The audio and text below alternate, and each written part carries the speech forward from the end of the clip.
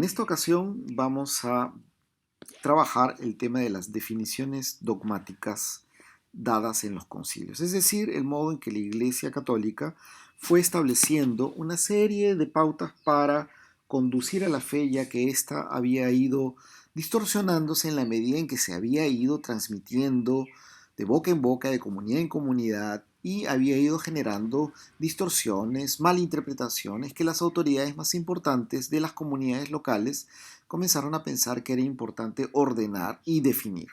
Es así como se reunirán, gracias a la iniciativa del emperador Constantino, en Nicea, y a inicios del siglo IV, luego de que este emperador hubiera permitido la Iglesia Católica seguir existiendo, con lo que se llama el Edicto de Tolerancia, pues bien, esta nueva etapa de la historia de la Iglesia Católica se inaugura con este concilio, el Concilio de Nicea, en el cual se establecieron las pautas fundamentales de la fe. Pero estas pautas, veremos, vienen de la misma creencia ya establecida por las tradiciones que se han ido difundiendo, ¿no?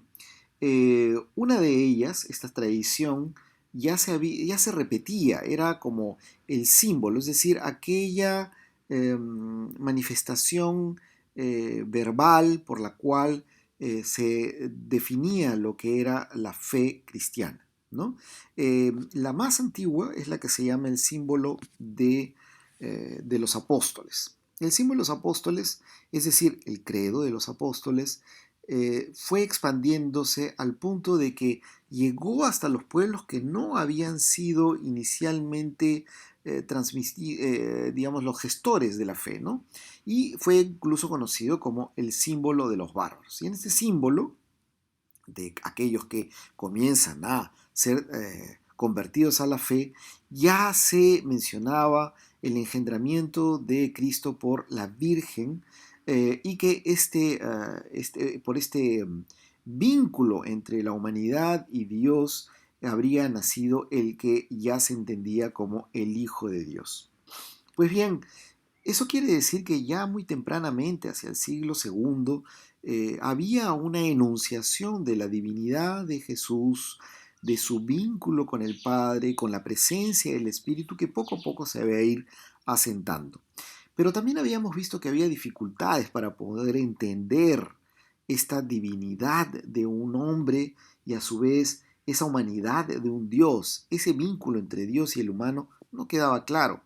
Y para los judíos, en donde había surgido la fe cristiana, no entendían cómo el Dios Yahweh podía haberse encarnado en un ser humano. Entonces les hacía ruido, como se dice hoy en día, entre la tradición que ahora conocemos como el Antiguo Testamento y aquello que les había sido revelado por Jesús.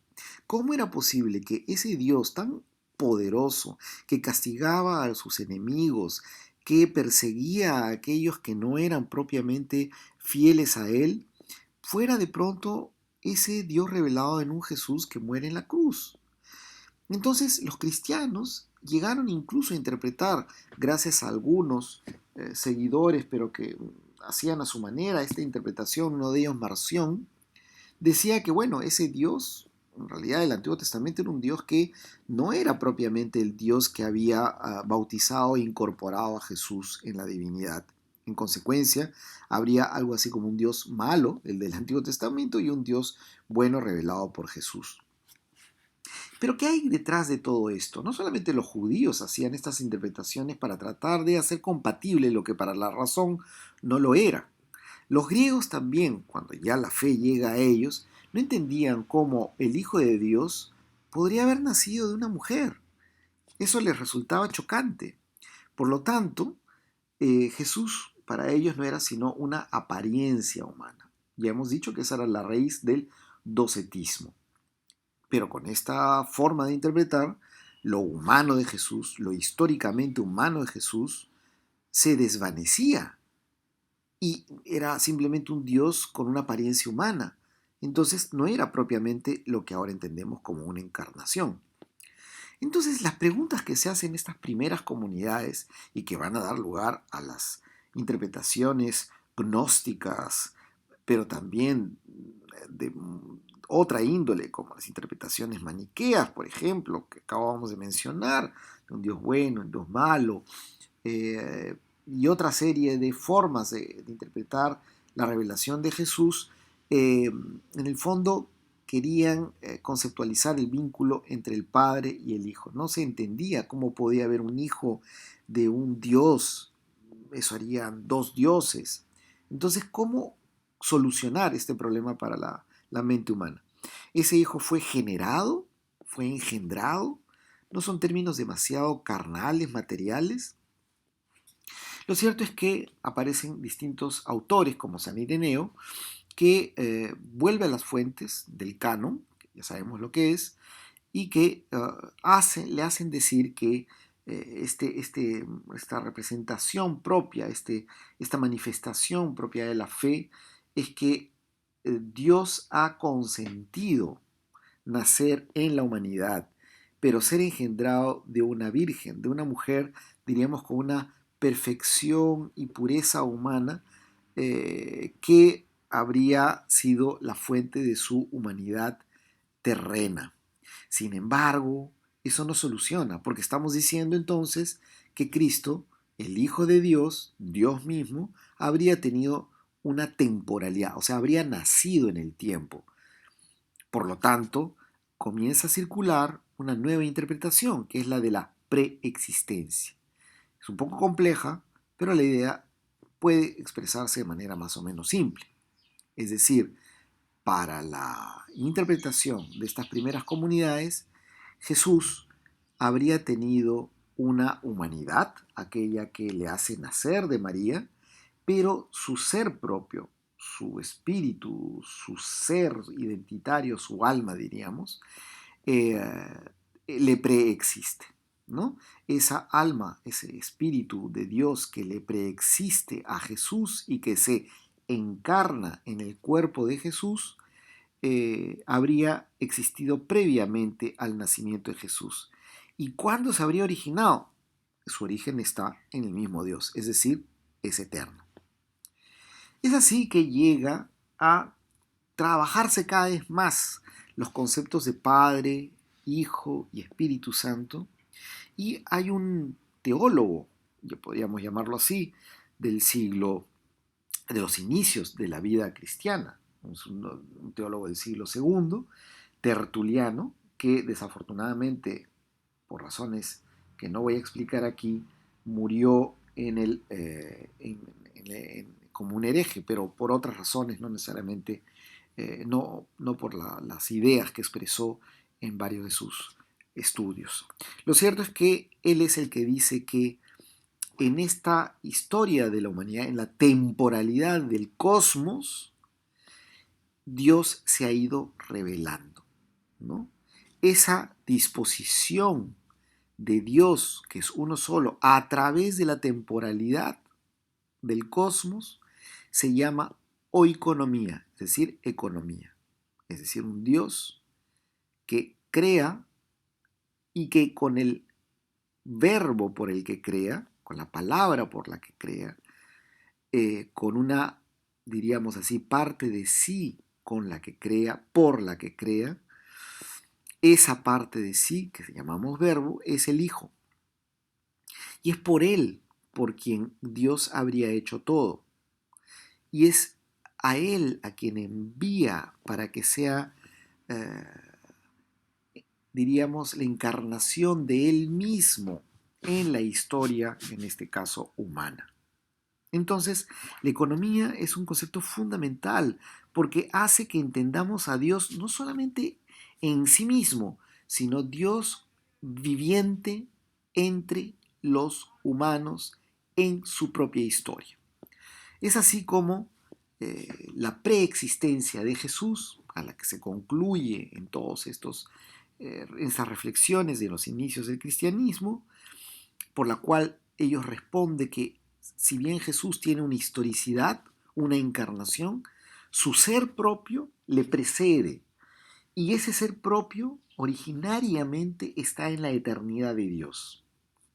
Entonces, con esta reflexión, ¿no?, Dios llega a comprenderse como un Dios que crea, que se revela en Jesús a los seres humanos en la encarnación y que luego de que muere y resucita, deja su propia presencia en una nueva forma de invisibilidad, pero que vive de la huella dejada por Jesús, que es lo que llamamos el Espíritu. En conclusión, como dice en esta frase Joseph Moine, el Hijo salva a la humanidad por el modo mismo de haberla asumido, de convertirse en otro, sin cesar de ser lo que era en otro, es decir, en un humano, algo totalmente distinto a él, pero sin dejar de ser Dios, y comunicando estrechamente en él lo que tiene necesidad de ser salvado y lo que tiene el poder de salvar. En el fondo, el mensaje de Dios, de Dios en Jesús, en su Hijo, es salvarnos, la salvación. Entonces, para concluir esta primera fase, se pasa del debate, de los debates que hay sobre la naturaleza de Cristo, es humano, no es humano, si es una apariencia, no es una apariencia, cómo encarnó, cómo se engendró, dónde vino, en qué momento nació, si con la carne de Cristo, cuerpo de Cristo, humano a través de María, o si le precede su ser, como hemos visto en la preexistencia. De estos debates de las dos naturalezas sobre si es Dios y es hombre y cómo, y sobre la unidad o unicidad, mejor dicho, del Dios único, se da paso a una reflexión que versa no solo sobre el modo de divinidad y humanidad de Jesús, sino en cómo es Dios a través de esta revelación. Entonces, fíjense, poco a poco en las reflexiones de estos cristianos primeros se va haciendo cada vez más abstracción, porque van pensando cómo habrá sido este Dios. Es una generación sumamente especulativa, ¿no? Algún autor incluso llega a contar eh, anécdotas de la época muy curiosas, ¿no? En donde hasta el pueblo debatía de manera especulativa sobre estos temas que hoy nos resultan tan abstractos, llegaron a ser tema común del pueblo, porque eran temas que los conflictuaban. ¿Cómo podía ser esta revelación de Dios?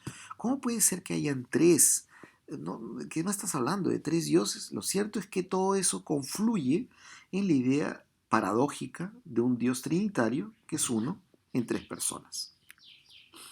Y eso es lo que se llama la economía de la salvación. Es decir, la revelación de Dios en la historia se entiende como una intervención de Dios en la historia que Él ha generado a través de la creación, porque la creación es historia. Entonces, en ese proceso en el que hay una creación, hay un tiempo de maduración de la conciencia humana que permite que Dios mismo se encarne y que viva una vida humana y que luego en esa vida humana pueda salvarnos para de allí, por medio de esta extraña, compleja salvación que ya hemos visto que se da en la cruz y en la resurrección, venga Dios bajo la forma de lo que llamamos el Espíritu de Dios, el Espíritu Santo, que es el amor, haciendo su trabajo, pese a que no nos demos cuenta de ello en la historia humana. Pues bien, esa presencia de Dios que es trinitaria se va a llamar economía. Es una presencia de Dios en la historia que ha creado. Y lo curioso es que eso nos ayuda a entender qué es Dios en sí mismo, más allá de la historia. En otras palabras, Dios antes de la creación, si podemos hablar un antes de la creación, ¿qué cosa es? ¿Dios es trinitario? Sí, Dios es por esencia trinitario, pero una persona, una, entre comillas, parte de esa divinidad se ha encarnado. Y desde que se ha encarnado, ese Dios trinitario se ha hecho humano y ha hecho que la historia que él mismo ha creado entre en su divinidad. Esto, como se dan cuenta, da para mucho que pensar, pero hay que seguir dando vueltas. Pues bien, entonces se va definiendo la naturaleza de Dios, se va entendiendo cada vez más la identidad entre el Padre y el Hijo, y el Padre, ¿no? Es como digamos, no es el único, o sea, que tiene esta divinidad. Lo que dice Juan es muy interesante. Padre, Hijo y Espíritu Santo comparten un bien, una naturaleza en común, un nombre en común. el nombre en común de ellos es Dios. ¿Mm? Es decir, lo que llamamos Padre, Hijo y Espíritu Santo, recuerden, son formas en que nuestra mente y nuestra razón pueden entender lo que es Dios en sí mismo, que ya lo he dicho en otra ocasión. Es relación, es el amor. Y es así que la teoría, ¿no? Estos filósofos, porque son filósofos de la época, comienzan a interpretar cómo es esto, son partes, son cómo llamar a Padre, Hijo y Espíritu Santo. Y formulan un concepto muy griego que es el de hipóstasis, ¿no? Hipóstasis es una substancia individuada, persistente por sí misma. Es lo que en latín se va a se va a traducir como persona. Pues bien, la naturaleza divina y la naturaleza humana, que son dos personas distintas, se unen en Jesús, y esa unión de dos personas distintas, pero que comparten la divinidad, se llama la unión hipostática. Todas estas cosas son teología dogmática compleja, no se las voy a preguntar, pero es bueno que lo sepan para que vean cómo estas primeras generaciones de cristianos tratan de entender lo que es lo divino. Y en esa interpretación tan abstracta van olvidando un poco cuál era el mensaje de Jesús, ¿no? Bueno, no es que lo olvidaran, pero estas abstracciones ocuparon mucho tiempo y se quedaron mucho en la mente de los cristianos por mucho tiempo. Y son aún vigentes, obviamente, ¿no? Pues bien, esta idea de que entre el Padre y el Hijo y el Espíritu Santo comparten una misma divinidad, esa divinidad que comparten se llama sustancia, usía en griego, ¿no? Y por lo tanto, esta teoría de la consubstancialidad, que Padre, Hijo y Espíritu Santo comparten la misma sustancia, sustancia divina, es fundamental. Y ahí ven ustedes ese pequeño cuadro, que es lo que se conoce como el cuadro, el esquema de Atanasio. El Padre es Dios, el Hijo es Dios, el Espíritu Santo es Dios, pero el Padre no es el Hijo no es el Espíritu Santo, el Hijo no es el Padre. Entonces esa diferenciación propia interna a Dios es lo que les hace hacer relación. No están fundidos el uno con el otro, no están fusionados. Cada uno tiene su propia identidad, pero le comparten es la divinidad.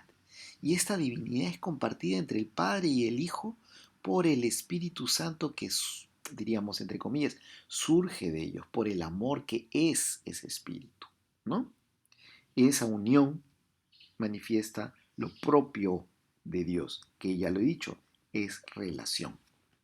Es así como se llega, finalmente, después de todos estos debates, al famoso concilio de Nicea, del que hice hice alusión hace poco y que tuvo lugar en estas épocas, en estos momentos, entre el 20 de mayo y el 19 de junio, en el año 325, en la ciudad de Nicea, en la parte que actualmente correspondería a Turquía, en el imperio de Constantino.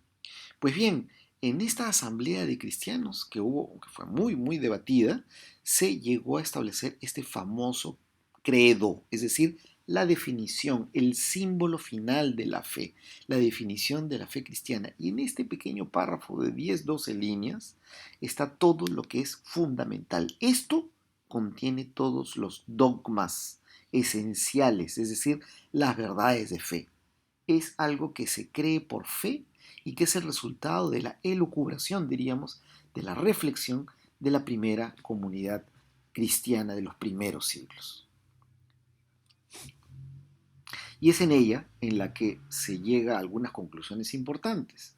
Dios es engendrado, el Hijo es engendrado, no es creado. Y todo esto tiene que ver con la famosa eh, herejía de Arrio, ¿no? Sobre la cual hemos hablado en la clase sincrónica y que tiene que ver con cómo digamos, el debate con las herejías fue afinando esta fe y por la cual se llegó al concilio de Nicea. Ojo, el concilio de Nicea se da precisamente para enfrentar la herejía de Arrio. Y gracias a ese diálogo, esa discusión, ese debate, se llegó a esta definición que acabo de mencionar como la definición dogmática de la fe, el símbolo de la fe, el credo, como le decimos hoy día, en Nicea. Y el Espíritu Santo no se le hizo mayor alusión, sino hasta el Concilio de Constantinopla, más de 50 años después, en que se plantea también la divinidad del Espíritu Santo. Y en este concilio, contrariamente a lo que pasó en Nicea, se utilizan conceptos más evangélicos de las escrituras antes que filosóficos, ¿no?